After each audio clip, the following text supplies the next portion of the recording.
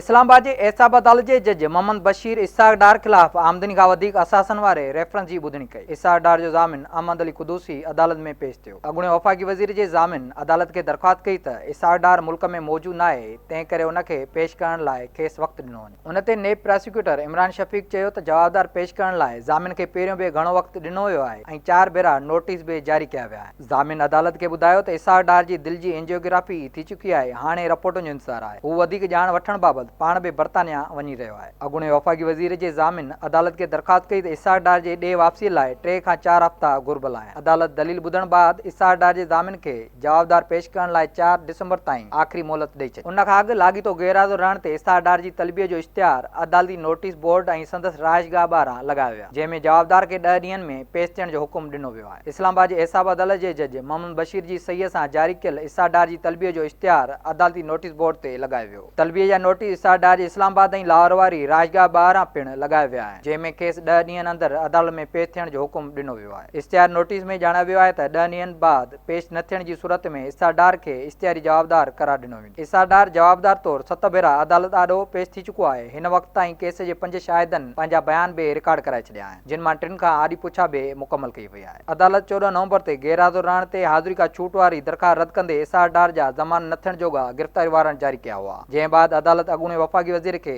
21 नवंबर ते रुपो जवाबदार करार ॾिनो वियो।